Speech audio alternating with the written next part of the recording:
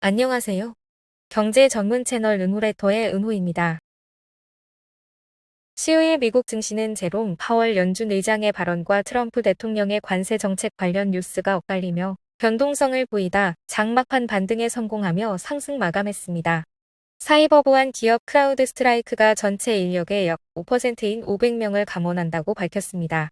디즈니가 아랍에미리트 아부다비 야스 아일랜드에 새로운 테마파크 리조트를 설립합니다.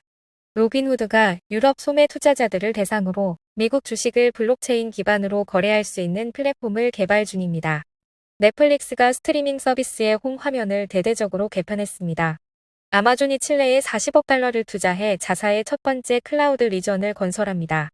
애플이 사파리 브라우저를 AI 기반 검색 중심으로 개편할 계획을 검토하고 있다고 밝혔습니다.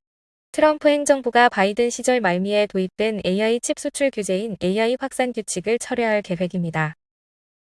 자세하게 하나씩 살펴볼까요? 시의회 미국 증시는 제롬 파월 연준 의장의 발언과 트럼프 대통령의 관세 정책 관련 뉴스가 엇갈리며 변동성을 보이다 장막판 반등에 성공하며 상승 마감했습니다. 연방준비제도는 이날 FOMC 정례회의에서 기준금리를 4.25에서 4.50%로 동결하며 예상과 부합했지만 성명에서는 높은 실업률과 인플레이션의 위험이 동시에 커지고 있다며 경제에 대한 불확실성이 커졌음을 강조했습니다. 파월 의장 또한 기자회견에서 현재 수준의 고율 관세가 유지된다면 이는 경제 성장 둔화, 장기 인플레이션 상승, 고용시장 악화로 이어질 수 있다고 경고했습니다. 이는 사실상 백악관을 향해 최근 무역 정책이 연준의 물가, 고용 목표를 모두 위협할 수 있다는 메시지를 보낸 셈입니다. 그러나 시장은 장 후반 반등세를 보였습니다. 파월 의장이 당장 금리 인하나 인상에 나서지 않겠다는 점을 재확인하며 당분간 관망 모드가 유지될 것이란 안도감이 작용했습니다. S&P 500 지수는 0.4%, 나스닥은 0.26%, 다우지수는 0.67% 상승했습니다. 또한 블룸버그 보도로 트럼프 행정부가 바이든 정부 시절 도입된 AI 반도체 수출 규제를 철회할 계획이라는 소식이 전해지자 엔비디아 등 반도체주가 급등하며 지수 상승을 견인했습니다. 반면 애플과 구글 모기업 알파벳은 각각 1.1%, 7% 하락했습니다. 애플은 향후 사파리 브라우저에서 AI 기반 검색 기능을 도입할 계획이라고 밝혔으며 이는 구글과의 기존 파트너십 종료 가능성을 시사하면서 알파벳 주가에 타격을 줬습니다. 계속되는 관세 이슈와 고용 인플레이션 불확실성이 남아있는 가운데 시장은 다음 FOMC까지 추가 지표를 주시하며 방향성을 모색할 것으로 보입니다. 사이버 보안 기업 크라우드 스트라이크가 전체 인력의 약 5%인 500명을 감원한다고 밝혔습니다. 이는 연간 반복 매출 100억 달러 달성을 위한 전략적 구조조정의 일환입니다. 이번 인력 감축으로 약 3,600만 달러에서 5,600만 달러에 이르는 비용이 발생할 예정이며 대부분은 퇴직금, 복리후생, 주식보상 관련 비용입니다. 작년에는 윈도우 시스템 오류를 일으킨 소프트웨어 업데이트로 인해 전 세계적 장애를 초래하며 주가가 하락했지만 올해 들어 25%가량 반등하며 회복세를 보이고 있었습니다.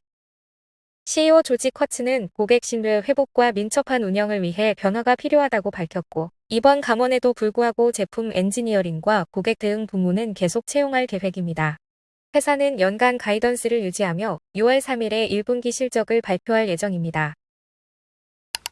디즈니가 아랍에미리트 아부다비 야스 아일랜드에 새로운 테마파크 리조트를 설립합니다. 이는 디즈니의 7번째 글로벌 리조트이자 중동 지역 첫 진출입니다.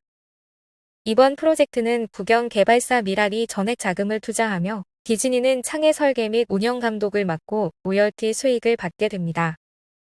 디즈니 CEO 밥 아이거는 수억 명의 새로운 관객에게 직접 찾아가는 전략이라며 중동과 아시아, 아프리카를 겨냥한 입지 선택임을 강조했습니다. 야스 아일랜드는 이미 페라리 월드, 시월드, F1 서킷 등이 위치한 글로벌 관광지로 이번 디즈니 리조트는 이 지역의 최대 규모 엔터테인먼트 시설이 될 예정입니다.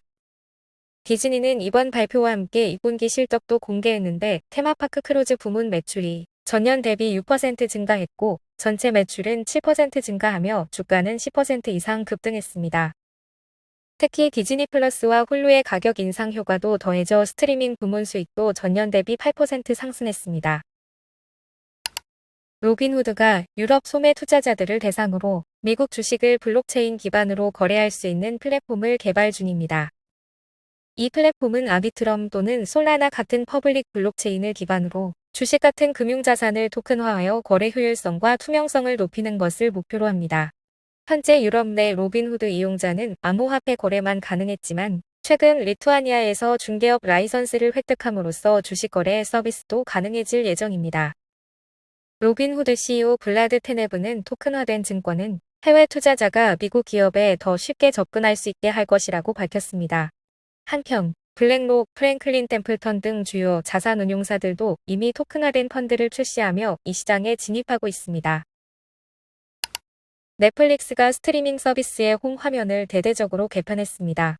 이번 업데이트의 핵심은 발견의 편의성입니다. 사용자는 더 이상 복잡한 메뉴를 헤매지 않아도 되고 실시간으로 개인화된 콘텐츠 추천을 받을 수 있습니다. 특히 검색 기능은 오픈 AI 기반의 생성형 AI를 활용해 감동적인 드라마 추천해줘처럼 일상적인 문장으로도 원하는 콘텐츠를 찾을 수 있게 됩니다. 모바일 앱에서는 틱톡 스타일의 새로 영상 피드가 도입되어 클립을 보다가 전체 콘텐츠로 바로 연결되는 경험도 제공됩니다. 라이브 콘텐츠, 인터랙티브 게임, 그리고 광고 기반 요금제 등으로 진화를 거듭해온 넷플릭스는 이번 UX 개편을 통해 다시 한번 스트리밍의 표준을 재정의하겠다는 의지를 드러냈습니다. 3억 명이 넘는 가입자를 보유한 넷플릭스는 이번 변화를 통해 치열한 스트리밍 시장에서 경쟁력을 더욱 강화할 것으로 보입니다. 아마존이 칠레에 40억 달러를 투자해 자사의 첫 번째 클라우드 리전을 건설합니다. 이는 브라질과 멕시코에 이어 남미에서 세 번째이며 2026년 하반기부터 운용에 들어갈 예정입니다.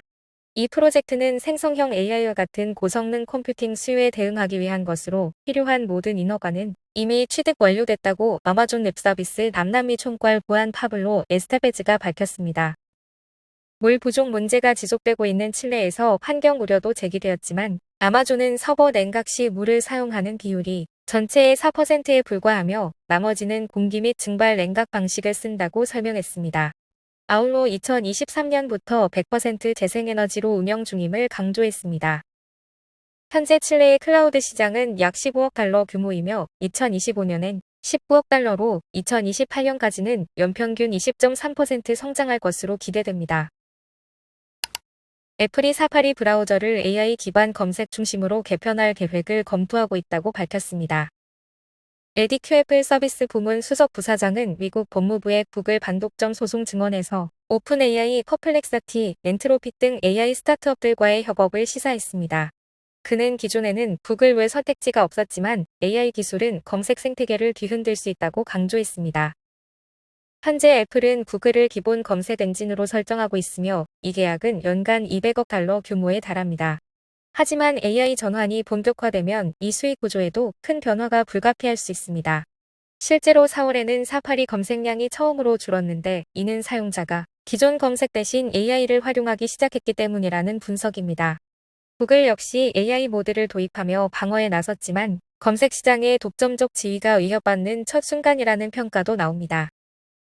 이번 변화는 애플의 차세대 AI 전략과도 맞물리며 WWDC를 통한 애플 인텔리전스의 진화가 주목받고 있습니다. 향후 어떤 AI가 검색 주도권을 쥐게 될지, 그리고 애플 구글 동맹은 얼마나 지속될지 시장에 관심이 쏠리고 있습니다. 트럼프 행정부가 바이든 시절 말미에 도입된 AI 칩 수출 규제인 AI 확산 규칙을 철회할 계획입니다. 해당 규칙은 국가별로 칩 수출 규제를 3등급으로 나누고 특히 제3국 경유를 통한 중국 수출을 막기 위해 마련됐습니다. 하지만 엔비디아는 이 규칙이 미국 기업의 경쟁력을 약화시킨다며 폐지를 강력히 요구해왔습니다. 트럼프 측은 말레이시아, 인도, UAE 등 국가들과 새로운 수출 협상을 검토 중이며 트럼프의 5월 중동 순방 중 관련 논의가 이루어질 가능성도 있습니다. 이 규제 철회는 미국 칩 제조업체들의 해외 시장 접근성을 높이고 특히 엔비디아 같은 기업에 큰 호재가 될 수 있습니다. 단, 중국 직접 수출 금지는 여전히 유지되며 일부 국가엔 새로운 규제가 도입될 가능성도 있어 향후 조정 과정이 주목됩니다. 오늘 전달해드릴 뉴스는 여기까지입니다. 은호레터는 투자 권유가 아닌 정보 제공을 목적으로 하며 투자 판단은 구독자 본인의 책임입니다.